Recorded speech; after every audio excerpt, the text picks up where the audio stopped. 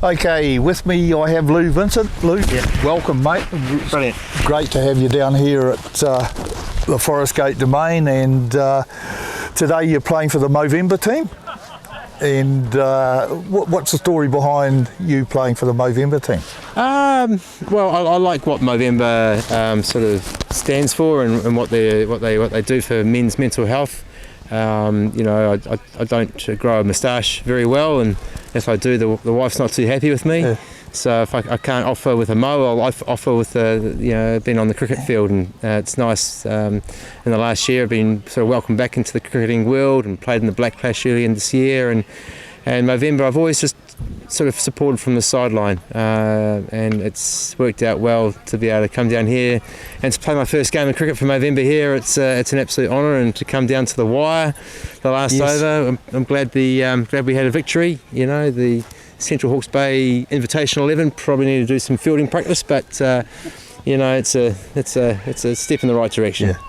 Yes, unfortunately there were 8 catches put down there today, so catches win matches, and it certainly proved it today that So Lou, born in Warkworth? Yeah. And your schooling cricket up there, did you play cricket at school?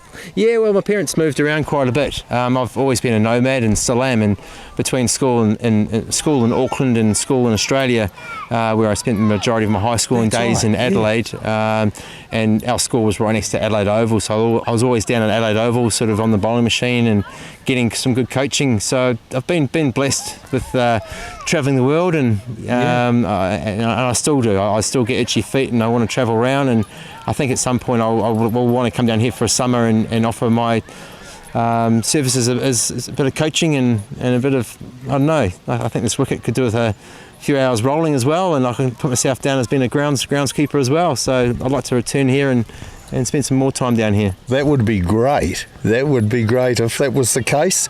So I forgot that you spent a bit of time in Australia, and a number of years. Yes. Yeah. Well, it's a great place to play cricket, isn't it? You know, the facilities and the professionalism and the coaching over there. I was lucky, and perhaps it helped with my game.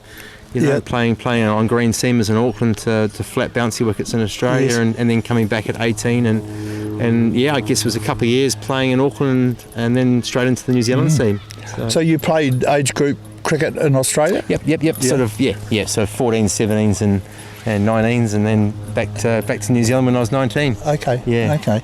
And here we go. Is this part of the? I thought it'd be a wine down here.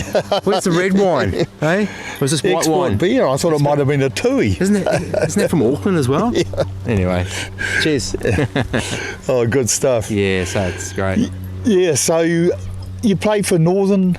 No, I played for Auckland. Auckland. When you broke into the Black Caps here. Yeah. My whole career for Auckland, and then overseas. I played in England and India, of all places, and So who were you playing for in India?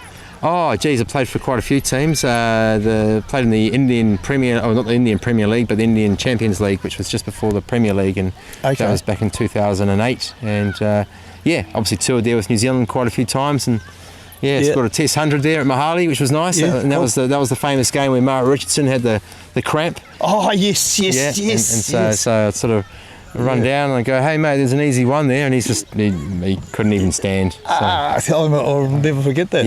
Grabbing us. And you played for Sussex.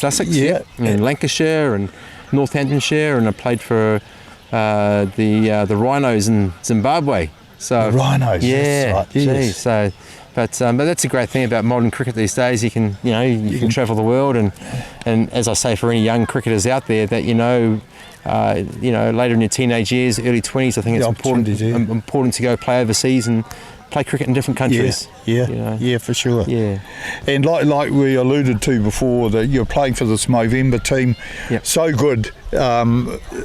A concept, what they're doing, they're and this combined team that you're playing today. I mean, it's a social. Players come from a social competition locally, and it's so good for these guys to be able to be getting off the farms and catching up with their mates pretty regularly, and so it serves another purpose as well. And that's the great thing about sport. It brings people together to be able to just sit around, talk, tell a few stories, and certainly what we're about is we're about just honest chat as well. And it's because there's every element of life is hard when you're struggling, whether it's financial, physical, mental. So it's important for men to be able to talk about it and go, hey, bit of a tough moment here, and just helping normalise it. So you're not compounding it yourself and letting things get worse and worse. So it's good to see. We're getting a lot of messages through online, people's stories, and there's platforms that we've provided to help people that are struggling around the world. So it's cool. We like that thing. Yeah. So it's about making the world a better place. Yeah. Yeah. For sure.